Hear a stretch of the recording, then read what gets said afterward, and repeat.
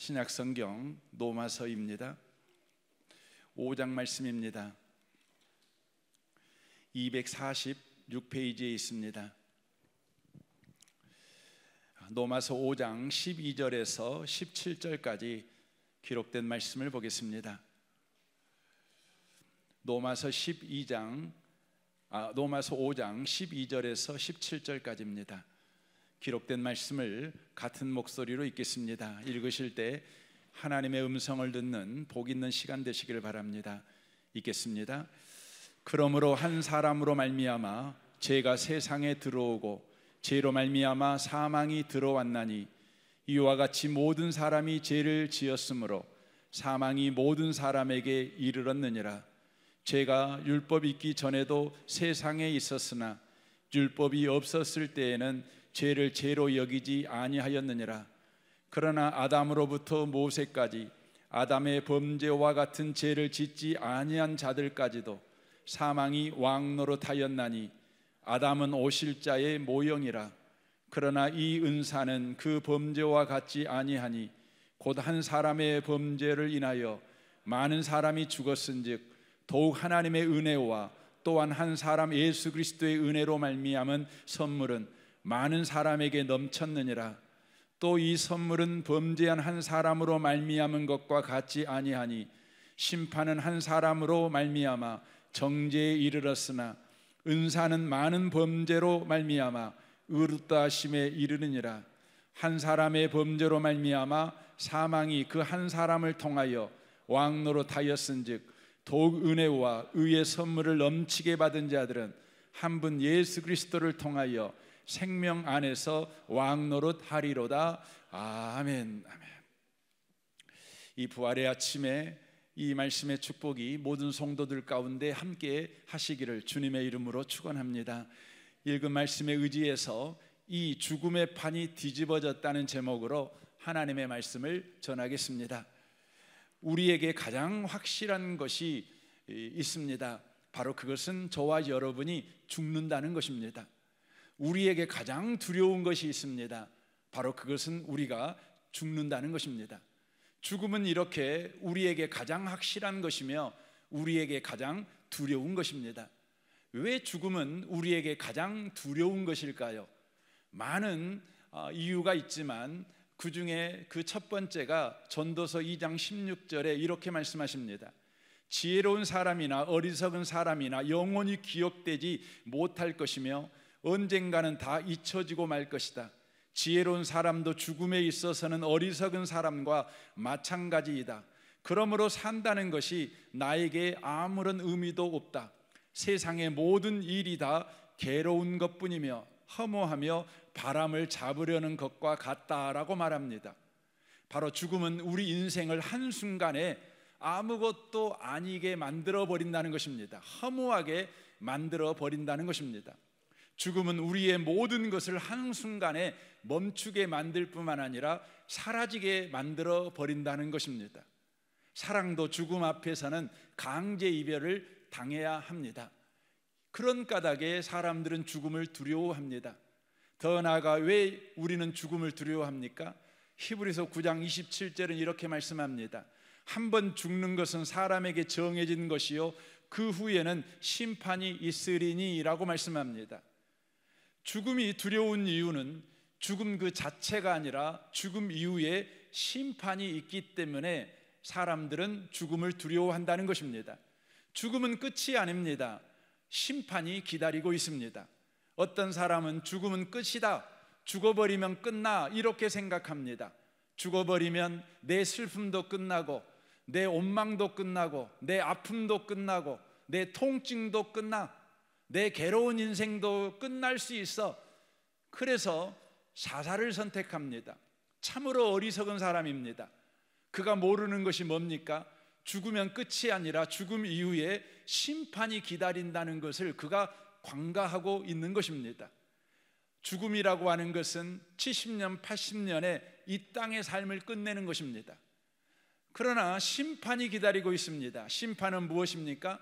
바로 영원한 삶을 결정하는 바로 시간이 기다리고 있다고 하는 것입니다.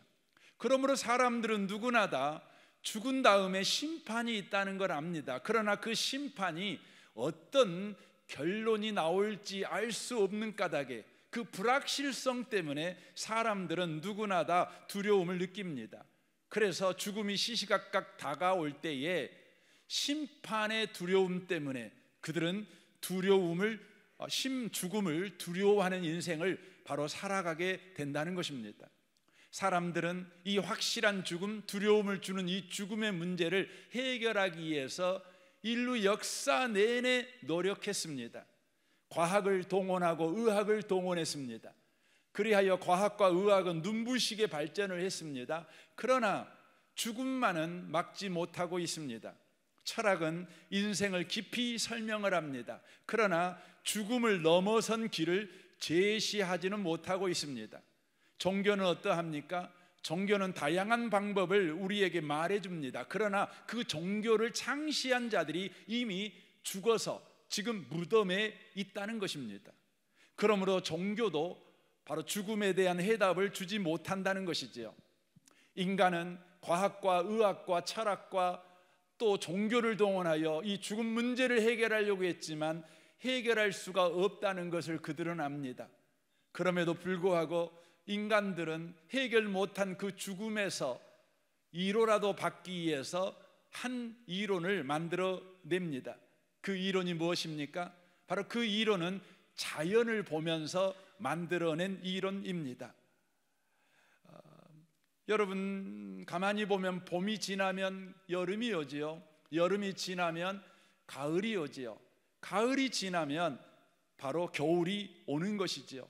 이와 같이 사람이 태어나면 청춘을 지나고 장년을 지나서 노년이 되면 죽는다. 자연과 똑같다. 그러므로 사람이 죽는다는 것은 자연스러운 자연법칙이다. 이렇게 생각을 했습니다. 그리하여 죽음으로부터 위로를 받으려고 한 것입니다. 그래서 겨울이 지나면 또 봄이 오듯이 또 죽었던 자가 새로운 생명으로 태어나고 또 겨울에는 죽고 또 봄에는 다시 새로운 생명으로 태어난다. 바로 영원히 반복되는 바로 인생이다. 바로 윤회라는 개념으로 죽음을 바로 이로했다는 것입니다. 그러나 성경은 죽음은 자연 이치거나 자연 법칙이 아니다. 강력하게 바로 거부합니다. 왜냐하면 인간이라는 존재는 영적인 존재로 바로 창조되었기 때문에 그렇습니다. 영적인 존재로 창조되었다는 것은 자연 법칙에 순응하는 자로 창조된 것이 아니라 영적 원리를 따라 사는 자로 창조되었다는 것을 의미하는 것입니다. 영적 원리가 뭡니까? 하나님과의 관계 속에서 삶을 살아가는 자로 바로 창조되었다는 것입니다. 그러므로 여러분, 인간은 자연 법칙의 적용을 받는 존재로 창조된 것이 아니라 영적 원리의 적용을 받는 존재로 창조되었다고 하는 것입니다. 그러므로 영적 원리에서 죽음이 무엇인가를 우리가 이해해야 합니다. 자연 법칙에서 죽음이 뭔가를 이해하는 어리석음을 벗어나야 된다는 것입니다. 성경은 영적 원리를 우리에게 계시하는 책 아니겠습니까? 그러면 성경이 죽음을 무엇라고 말씀하십니까? 오늘 본문 로마서 5장 12절 말씀입니다. 그러므로 한 사람으로 말미암아 죄가 세상에 들어오고 죄로 말미암아 사망이 들어왔나니 이와 같이 모든 사람이 죄를 지었으므로 사망이 모든 사람에게 이르렀느니라 라고 말합니다. 죽음은 자연 법칙이 아니라 죽음은 한 사람의 범죄로 말미암아 바로 들어온 바로 파괴적인 결과라고 성경은 직설적으로 말씀하고 있습니다. 그 한 사람이 지은 범죄가 뭐냐면 바로 생명의 공급자이신 하나님을 버려버린 것입니다. 그 한 사람이 누굽니까? 아담입니다. 아담이 누구입니까? 아담은 최초로 지음받은 인류의 대표자입니다. 바로 인류의 대표자인 아담이 생명의 공급자 되시는 하나님과의 계약을 어기고 하나님을 버려버렸습니다. 그러므로 모든 인류는 그 계약대로, 대표자가 하나님과 맺은 계약대로 죽음이라는 형벌을 받게 되었다. 죽음이 모든 사람에게 바로 형벌로 주어지게 되었다라고 성경이 말씀합니다. 어떤 사람들은 아담이 죄지었으면 아담만 죽어야지 어떻게 우리까지 죽습니까? 이렇게 반기를 드는 분이 계실 것입니다. 이분은 대표 원리를 이해하지 못하시는 분이시죠. 여러분, 우리 일상생활을 봐보십시오. 우리 일상생활도 모두 다 대표 원리가 작동되어 우리 일상의 질서가 유지되고 우리 일상의 삶이 여러분 보호받고 있음을 우리가 알 수 있습니다. 어떤 공동체든지 어떤 단체든지 대표자 원리가 있습니다. 가정에도 대표자 아버지가 있지요. 회사에도 대표자 사장이 있지요. 학교에도 대표자 교장 선생님이 있지요. 여러분, 대한민국에는 대한민국을 대표하는 대통령이 있습니다. 대한민국은 왜 대표자 원리를 따라 이 나라가 경영되고 있습니까? 그 이유는 바로 민주주의를 바로 따르기 때문에 그렇습니다. 여러분, 민주주의는 대표자 원리가 민주주의가 실제로 돌아가게 하는 핵심 원리라는 것을 저와 여러분은 다 알고 있습니다. 민주주의는 국민이 직접 나라를 통치하지 않습니다. 대신 대표자를 선출해서 그 대표자에게 나의 주권을 위임하여 이 나라를 바로 통치하게 하는 시스템이 바로 체계가 바로 민주주의 체계입니다. 그러므로 우리가 주권을 위임하여 대표자로 세운 자의 결정이 바로 우리의 삶에 막강하고 막대한 영향을 끼치는 것입니다.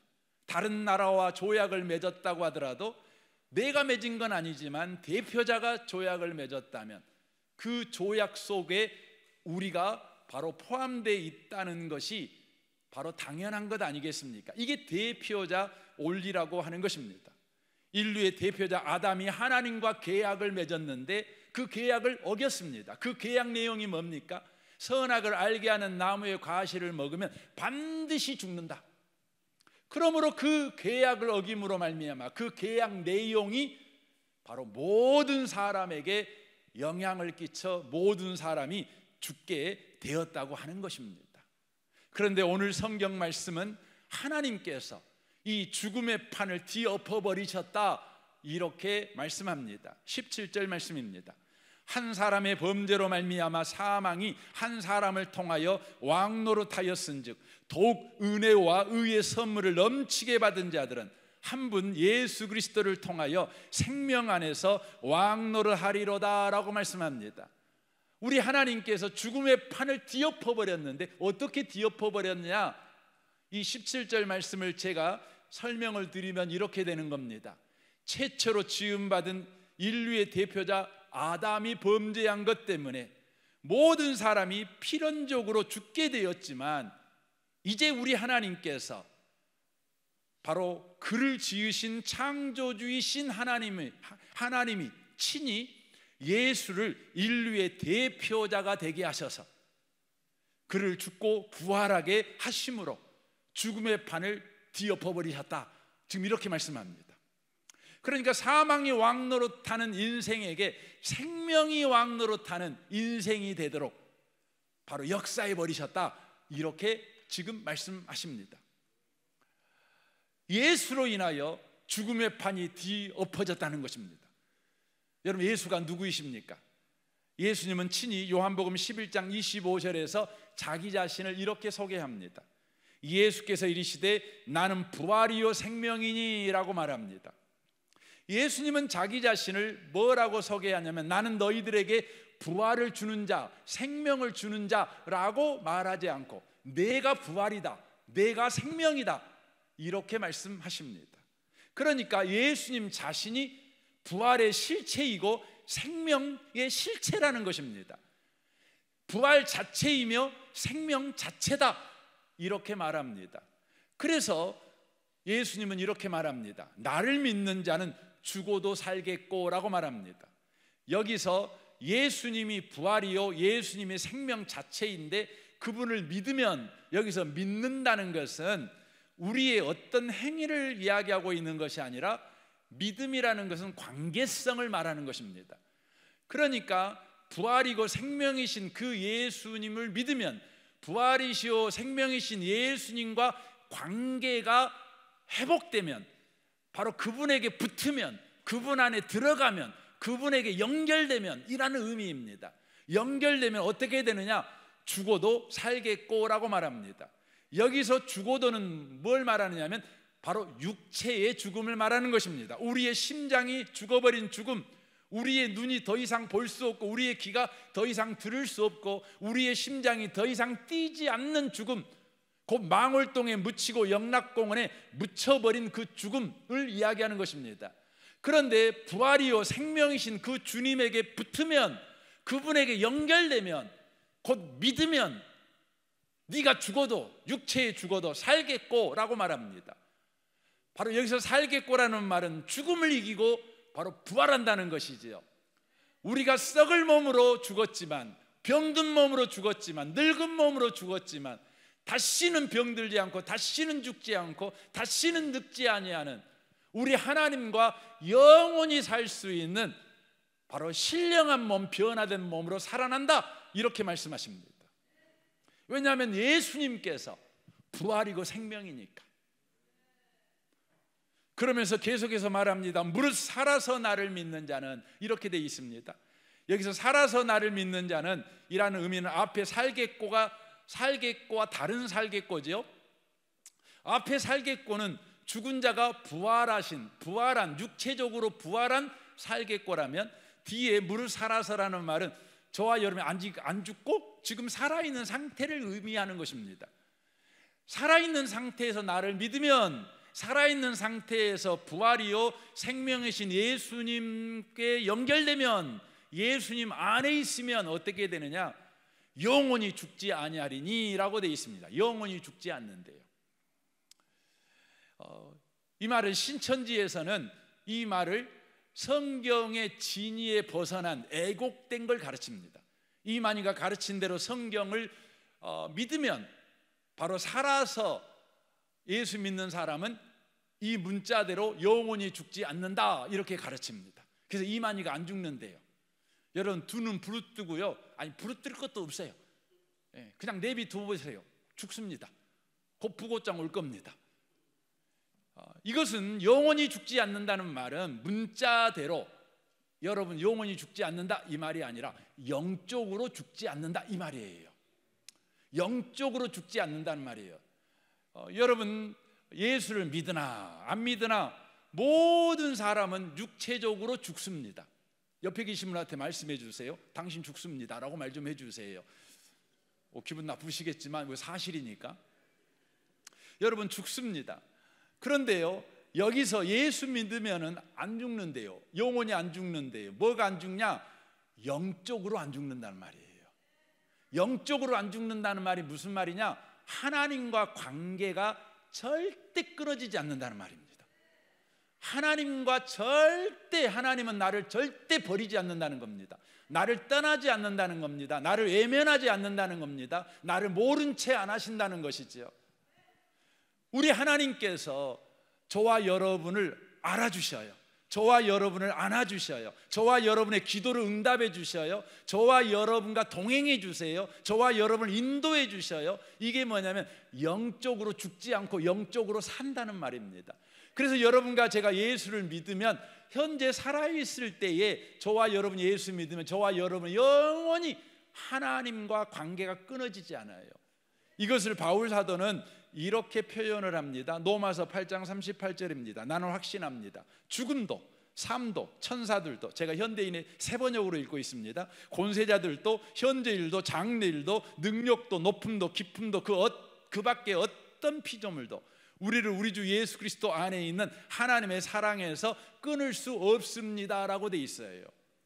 이게 뭐예요? 이게 바로 영적으로 죽지 않는다는 겁니다. 영적으로 죽지 않는다는 말이 뭐죠? 이게 바로 영생입니다. 그러니까 예수를 믿는 자들은 바로 저와 여러분이 육체적으로 죽어도 바로 변화된 육체를 가진 자로 부활할 거라는 거죠. 더 나아가 살아서 예수를 믿는 자는 영원히 하나님과 함께하는 인생을 산다는 것입니다. 그래서 여러분이 죽음이 오면 여러분은 홀로 망월동에 묻혀 있는 것이 아니에요. 죽는 그 자리에도 주님이 함께 하신다는 걸 믿으시기 바랍니다. 여러분, 주님이 함께 하셔요. 함께 하셔요. 여러분과 저는, 그리고 우리 주 예수님이 재림하는 날 다시 그 무덤 문을 열고 부활하게 될 것입니다. 부활할 것입니다. 우리 옆에 계신 분한테 말씀해 주시면 좋겠습니다. 당신은 죽어도 부활할 것입니다 라고 말씀하시면 좋겠습니다. 예, 부활할 것입니다. 제가 이렇게 말씀을 드릴 때 여러분 안에 어떤 분들은 이런 의심이 들 수 있는 분이 계실 것입니다. 목사님 참 좋은 말씀이고 위로가 되는 말씀이지만 우리가 부활한다는 거 죽어봐야 하는 거 아닙니까? 이렇게 아마 생각하시는 분도 계실 것입니다. 예수 믿으면 천국 가요? 그랬더니 죽어봐야 알지요. 그렇게 말하는 사람과 똑같은 의심이지요. 죽어봐야 부활한지 안 한지 알 거 아니겠습니까? 아닙니다. 여러분이 살아서도 여러분이 부활한다는 걸 알 수 있습니다. 저는 이 시간에 두 가지로 이 부분을 말씀을 드리고 오늘 설교를 마치려고 합니다. 여러분은 죽은 다음에야 부활할지 안 할지 알 수 있는 게 아니라 살아있는 현재에 여러분이 부활한다는 걸 확실히 알 수 있습니다. 로마서 8장 11절입니다. 조금 길지만 보십시오. 예수를 죽은 자 가운데서 살리신 이의 영이, 그랬죠.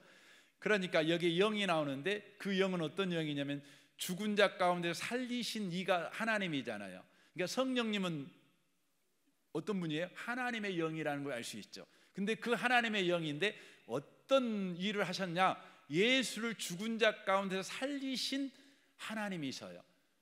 그러므로 성령님은 어떤 분이시죠? 성령님은 부활의 영이셔요. 근데 그 부활의 영이 너희 안에 거하시면, 누가 우리 안에, 언제 우리 안에 거하죠? 예수 믿으면 우리 안에 거합니다. 거하면 그리스도 예수를 죽은 자 가운데서 살리신 이가 너희 안에 거하시는 그의 영으로 말미암아 너희 죽을 몸도 살리시리라. 그렇지요. 예수를 죽은 자 가운데서 살리신 영이, 부활의 영이 우리 가운데 딱 들어와 계시면 우리가 죽어도 예수가 부활하듯이 우리도 부활하게 될 것입니다. 근데 이걸 우리는 감사하지요. 하나님 감사. 그래도 살아있는 현재 그게 확실하다는 증거 좀 보여주세요. 우리는 늘 그렇게 하나님 앞에 따지지요. 그래서 그 다음 말이 나옵니다.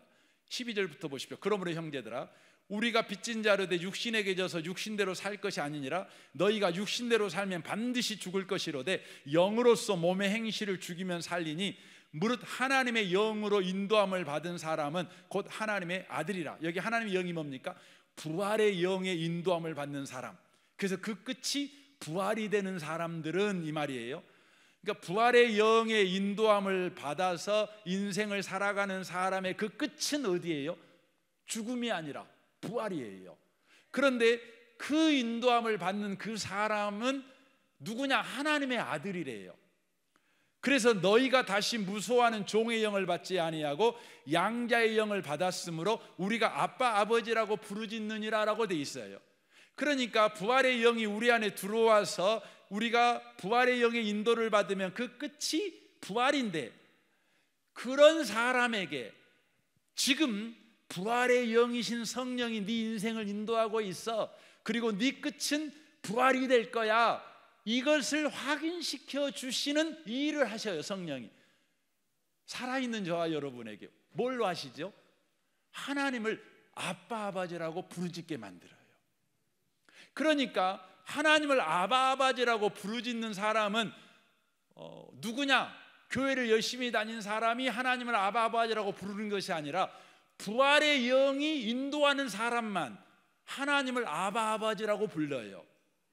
그래서 여러분과 제가 부활할 거라는 것을 죽어봐야 아는 것이 아니라 부활의 영의 인도를 받은 사람은 반드시 이란 증거가 있을 것인데, 현재의 저와 여러분에게 확실한 증거가 있어요.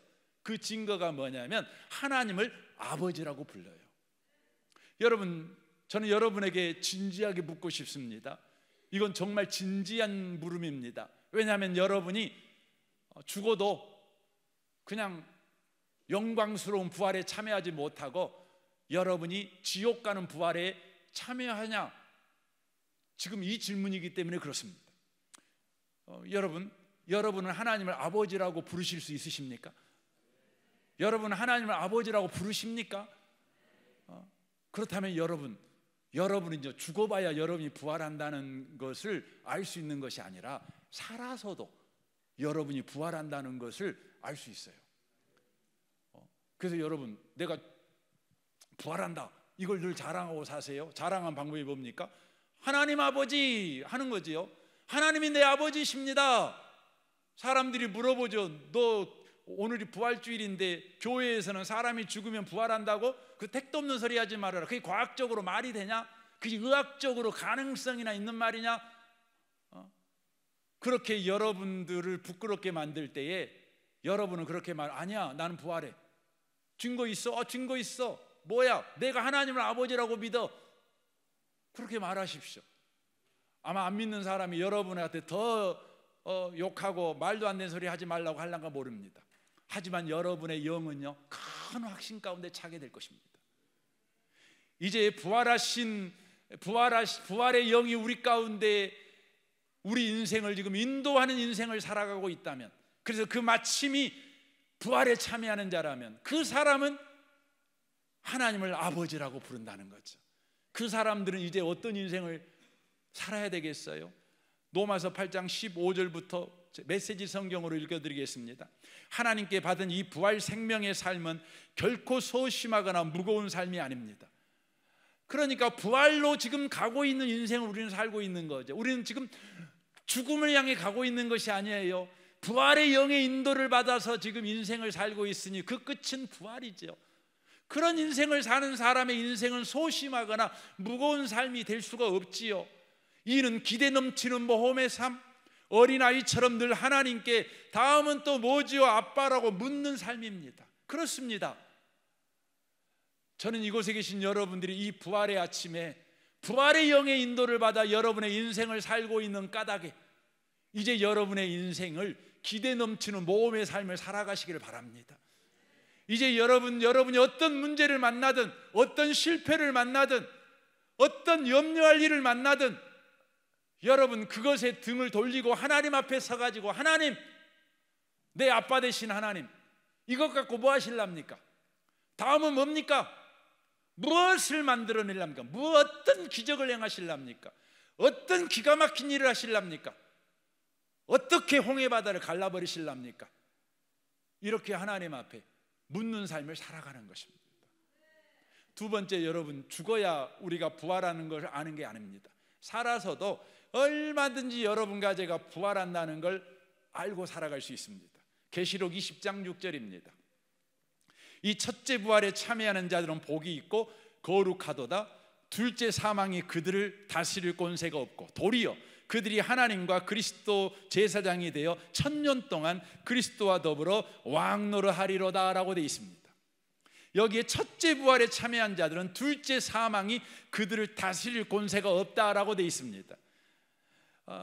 여기서 보면 둘째 사망이라는 의미를 통해서 첫째 사망이 있다는 의미 아니겠습니까? 여러분, 첫째 사망이 뭡니까? 첫째 사망은 육체의 죽음입니다.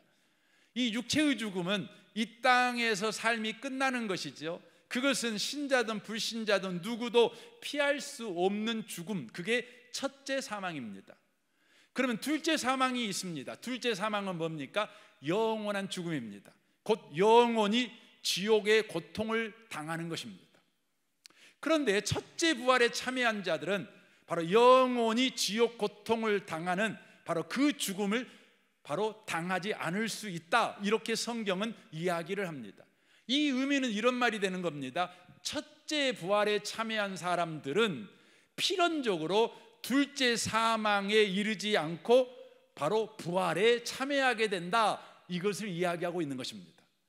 그러므로 저와 여러분이 죽어서 부활한지 안 한지를 여러분이 확인하려고 하지 말고 살아있는 현재에 내가 부활할 것을 어떻게 확인할 수 있냐면 첫째 부활이 부활에 지금 내가 참여한 자인지 아닌지를 확인하면 되는 겁니다.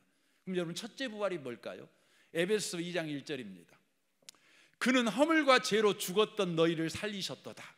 여기 보니까 살아난 사람이 있어요. 죽었는데 살았어요. 근데 이 사람이 어떻게 죽었냐면 심장이 멎어서 죽어가고 다시 산 게 아니에요. 심장이 멎어서 죽었는데 다시 살았다. 그러면 부활했구나, 이렇게 받아들일 수 있는데, 이 사람이 죽었는데 어떻게 죽었냐면 심장이 멎어서 죽은 것이 아니라 죄와 허물로 죽었어요. 죄와 허물로 죽었다는 말이 뭔 말인지를 2절부터 설명합니다. 그때 너희는 그 가운데 행하여 이 세상 풍조를 따르고 공중의 권세 잡은 자를 따랐으니 곧 지금 불순종의 아들들 가운데서 역사하는 영이라. 전에는 우리도 다 그 가운데서 우리 육체의 욕심을 따라 지내며 육체와 마음에 원하는 것을 하여 다른 이들과 같이 본질상 진노의 자녀였더니 국률이 풍성하신 하나님이 우리를 사랑하신 그 큰 사랑을 인하여 허물로 죽은, 그렇죠, 또 죽었지요, 우리를 그리스도 예수와 함께 살리셨고 라고 되어 있어요. 허물로 죽었는데 그리스도와 함께 살리셨어요. 이게 뭔 말입니까? 그러죠. 그때의 성경이 가로 열고 닫고로 허물로 죽었다가 살아났다는 것이 뭔 말인지를 이렇게 친절하게 설명합니다. 뭐라고 되어 있죠? 너희는 은혜로 구원을 받은 것이라. 너희는 은혜로 구원을 받은 것이라. 이게 뭐라고요? 이게 첫째 부활이에요. 첫째 부활. 죄와 허물로 우리가 죽었어요. 죄와 허물로 죽었다는 말은 어떤 의미입니까? 바로 하나님과 관계가 끊어졌다는 거예요. 하나님을 하나님으로 예배하지도 않고 하나님을 하나님으로 대하지도 않아요. 감사치도 않아요. 하나님께 영광 돌리는 삶을 안 살아요. 내 인생을 이해서 인생을 살아요. 이게 죄와 허물로 죽어버린 자들이죠. 그런데 이 죽어버린 자가 예수 그리스도의 은혜로 살아나게 된 것입니다. 이 사람이 바로 첫째 부활인 것입니다. 이것을 예수님께서 요한복음 5장 24절에서 이렇게 자세하게 설명합니다. 내가 진실로 진실로 너희에게 이르노니 내 말을 듣고 또 나 보내신 이를 믿는 자는 영생을 얻었고 심판에 이르지 아니하나니 사망에서 생명으로 옮겨졌느니라 라고 되어 있습니다. 여기 옮겨졌느니라는 현재형입니다. 그러니까 현재에 일어난 일을 지금 예수님이 말하는데 사망에서 생명으로 옮겨진 일이 현재 일어났다는 거예요. 어떻게 해서 사망에서 생명으로 옮겨지는 일이 현재 일어날 수 있죠? 여기 보니까 내 말을 듣고 나 보내신 이를 믿으면 그렇게 돼 있죠. 그러니까 내 말을 듣고 나 보내신 이를 믿는 거, 이게 뭐죠? 복음이죠. 복음. 그러니까 복음을 듣고 복음을 받아들일 때에 일어나는 일을 지금 예수님이 말씀하셔요. 무슨 일이 일어난다는 거죠? 사망에서 생명으로 옮겨졌다는 거죠. 바로 이것이 뭡니까? 영적 죽음에서 영생으로 옮겨진 거죠. 이것을 가르쳐 첫째 부활이라고 그러는 겁니다. 그러니까 우리가 예수를 믿었어요. 여러분, 예수를 믿으면 저와 여러분이 사망에서 생명으로 옮겨간 거예요. 영적으로 죽은 자가 영원히 하나님과 함께 사는 영생을 얻게 된 거죠. 이걸 가르쳐서 성경은 첫째 부활이라고 말합니다. 이 첫째 부활에 참여한 자들은 어떤 일이 일어난지 예수님이 25절에서 또 계속 설명합니다. 진실로 진실로 너희에게 이르노니 죽은 자들이, 여기서 죽은 자들은 어떻게 죽은 자죠? 육체적으로 죽은 자들이에요. 그러니까 예수를 믿어서 영생을 얻은 자, 영적으로 산 자, 첫째 부활에 참여한 자가 죽었어요. 육체적으로 죽었어요. 죽었는데 어떤 일이 벌어집니까? 하나님의 아들의 음성을 들을 때가 오나니 곧 이때라. 듣는, 지금 제가 이 부분을 잘못 설명하고 있어요. 지금 예수 말씀을 들으면 영적 생명을 사른다, 첫째 부활에 참여한다, 이것을 예수님이 바로 설명해 주는 겁니다. 25절이 그 설명입니다. 진실로 진실로 너희에게 이르노니 죽은 자들이 하나님의 아들의 음성을 들을 때가 오나니 곧 이때라. 듣는 자는 살아나리라. 그러니까 복음을 들으면 곧바로 여러분과 제가 예수를 믿게 되고 저와 여러분에게 변화가 일어나는데 그것을 첫째 부활에 참여한다, 이렇게 말씀하죠. 그리고는 이 첫째 부활에 참여한 자들에게 그 다음에 무슨 일이 일어나는지를 26절에서 이렇게 설명합니다. 아버지께서 자기 속에 생명이 있음 같이 아들에게도 생명을 주어 그 속에 있게 하셨고 또 인자됨으로 말미암아 심판하는 권세를 주셨으니 이를 놀랍게 여기지 말라. 무덤 속에 있는 자가 다 그의 음성을 들을 때가 오나니라고 돼 있죠. 그러니까 첫째 부활에 참여한 자들이 무덤에 들어갔어요. 육체적으로 죽었잖아요. 그때 어떤 일이 벌어져? 그의 음성을 들을 때가 온대요. 여기서 말하는 그의 음성은 그 앞에 보면 심판하는 권세를 가지신 예수님의 음성이에요. 그 말은 곧 재림 예수의 음성을 이야기하고 있는 것입니다. 그때 어떤 일이 벌어집니까? 선한 일을 행한 자는 생명의 부활로, 악한 일을 행한 자는 심판의 부활로 나오리라 라고 말씀합니다. 그러니까 여기서 나오는 부활은 육체의 부활을 말합니다. 첫째 부활에 참여한 사람들은 어떻게 됩니까? 필연적으로 생명의 부활에 참여하게 된다는 것이죠. 그러나 첫째 부활에 참여하지 못한 자는 심판의 부활에 참여하게 돼요. 그들도 부활하게 되지만 바로 지옥 가기 위해서 부활하는 거죠. 영원히 고통 가운데 처하기 위해서 그들의 육체가 바로 변화된 몸으로 부활하는 것이 아니라 썩어 문드러진 몸으로 부활하게 된다는 것을 말하는 것입니다. 그러니까 예수님이 하시는 말씀이 이거예요. 복음을 듣고 예수를 믿은 자들이 첫째 부활에 참여한 자들인데, 그 첫째 부활에 참여한 자들이 바로 육체적으로 죽으면 반드시 바로 부활하게 된다는 거예요. 그래서 저와 여러분이 죽지 않아도 내가 부활한다는 것을 확인할 수 있어요. 그 확인 방법이 뭐죠? 내가 예수 믿냐 안 믿냐예요. 여러분 예수 믿으십니까? 예수가 날 위해 십자가에 죽었다는 걸 믿으십니까? 3일 만에 부활했다는 걸 믿으십니까? 예수 믿으면 천국 간다고 믿으십니까? 여러분이 믿으면 여러분은 이미 첫째 부활에 참여한 사람이에요. 첫째 부활에 참여한 사람은 필연적으로 바로 생명의 부활에 참여하게 된다는 것입니다. 이것은 진리입니다. 그러므로 우리는 이제 이 진리를 붙잡고 인생을 밋밋하게 살아서는 안 됩니다. 죽은 다음에 부활할 수 있을지 모르는 사람처럼 그렇게 무기력하게 우리는 살아서는 안 되는 거라는 것입니다. 이제 우리는 반드시 부활한다는 걸 우리가 확인했습니다. 예수가 내가 믿으니, 예수를 내가 믿으니 나 부활합니다. 그러므로 우리는 어떤 인생을 살아야 됩니까? 고린도전서 15장 55절에 이렇게 말합니다. 사망아 너의 승리가 어디 있느냐? 사망아 네가 쏘는 것이 어디 있느냐? 사망이 쏘는 것은 죄요, 죄의 권능은 율법이라. 우리 주 예수 그리스도로 말미암아 우리에게 승리를 주시는 하나님께 감사하노니. 그러므로 내 사랑하는 형제들아, 견실하며 흔들리지 말고 항상 주의 일에 더욱 힘쓰는 자들이 되라. 이는 너희 수고가 주 안에서 헛되지 않은 줄 알미라 라고 말씀합니다. 이제 우리는 첫째 부활에 이미 참여했으니 우리는 반드시 생명의 부활, 영원히 주님과 함께 살기 위한 신령한 몸의 부활에 참여하게 될 거라는 것이죠. 그러므로 이제 우리는 어떻게 살아야 됩니까? 우리는 범사에 주의 일에 힘쓰는 자가 되어야 됩니다. 여러분 주의 일에 힘쓰는 게 뭐죠? 주의 일이 뭐죠? 여러분 요한복음 5장에서 주의 일을 주님께서 분명히 말씀해요. 주의 일이 뭐냐? 예수 믿는 거예요. 그러니까 주의 일은 어떤 장소에서 하는 것이 주의 일이고 어떤 장소에서 하는 건 주의 일이 아니라 예수를 믿고 하는 일은 다 주의 일이에요. 예수를 믿고 하지 않는 일은 다 여러분 세상 일이에요. 여러분과 제가 자녀를 양육하는데 예수를 믿는 믿음으로 자녀를 양육해요. 여러분이 사업하는데 예수를 믿는 믿음으로 사업해요. 여러분이 밥을 먹는데 예수를 믿는 믿음으로 밥을 먹어요. 여러분이 학교에서 공부하는데 예수 믿는 믿음으로 공부를 해요. 그러면 그것이 다 뭐예요? 주의 일이에요. 여러분 예수를 믿는 믿음으로 하시기 바랍니다.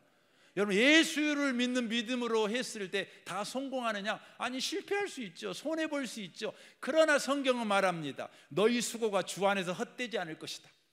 네가 손해봤냐? 예수 믿는 것 때문에, 예수 믿고 한 것 때문에, 네가 예수 믿고 한 것 때문에 실패했냐? 절대 너의 수고가 헛되지 않을 거야. 반드시 영광에서 영광에 이르는 열매를 맺을 거야. 그래서 현재 고난은 장차받을 영광과 비교할 수 없다. 이렇게 성경은 약속하고 있는 것입니다. 결론적으로 말씀을 드리기를 원합니다. 사랑하는 성도 여러분, 여러분이 하나님을 아버지라고 부르고 있다면, 나 예수 믿습니다 이렇게 여러분이 고백하고 있다면, 여러분은 반드시 바로 부활에 참여하게 될 것입니다. 그러면 이제 여러분의 남은 인생을 어떻게 살아야 됩니까? 여러분이요 언제나 기대에 찬 모험의 삶을 사십시오. 아빠 다음은 뭡니까? 하고 묻는 삶을 살아가십시오. 예수를 믿는 믿음으로 무엇이든지 하십시오. 여러분의 수고가 헛되지 않을 것입니다.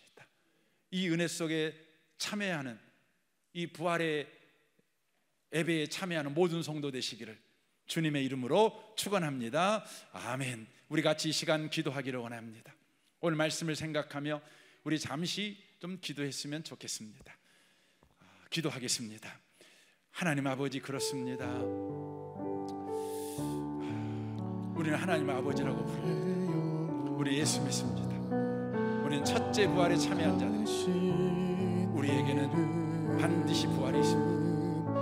그러므로 이제 기대 넘치는 모험의 삶을 살아내게 하시고 아이처럼 늘 하나님께 다음은 또 뭐죠 아빠라고 묻는 삶을 살아가는 우리가 되게 하시옵소서. 성축해 내 영혼, 성축해 내 영혼, 내 영혼아 거룩하신 이름. 이전에 없었던 노래로, 이전에 없었던 노래로 나 주님을 다시 한번 우리 소리 높여 찬양합시다. 성축해 내 영혼, 성축해 내 영혼, 내 영혼아 거룩하신 이름. 이전에 없었던 노래로 나 주님을 경배해. 다시 한번 고백합시다. 성축해 내 영혼, 내 영혼아 거룩하신 이름. 이전에 없었던 노래로 나 주님을 경배해. 주님, 하나님을 아버지라고 부르는 이 인생, 예수님을 내 주님이라고 믿는 이 인생은 부활의 영의 인도를 받는 인생입니다. 그 끝은 부활입니다. 망해버리는 것이 아닙니다. 죽어버리는 것이 아닙니다. 그러니 이제 맘 놓고 노래하겠습니다. 맘 놓고 주님을 찬양하겠습니다. 기대 넘치는 모험의 삶을 살아가겠습니다. 어린아이처럼 늘 하나님께 다음은 또 뭡니까 아빠? 이렇게 소망으로 묻는 자의 삶을 살아가겠습니다. 뒤로 물러가 침눈에 빠지지 않겠습니다. 슬퍼하며 어야태야 주저앉아 우는 자가 되지 않겠습니다. 일어나 노래하는 자가 되겠습니다. 부활의 영이여 우리를 도우시옵소서. 부활의 영이여 우리를 충만하게 하시옵소서. 이 시간 헌금하는 모든 손길을 축복하시옵소서. 저들이 계속해서 하나님의 아버지인 인생을 살고 있음을 놓치지 않고 재정의 문제 때문에 어찌할 바 몰라 전전긍긍하게 살지 않게 하시고 먼저 그의 나라와 그의 의를 구하게 하시옵소서. 그 모든 것을 더하시는 아버지 하나님을 경험하게 해 주옵소서. 예수님의 이름으로 기도합니다.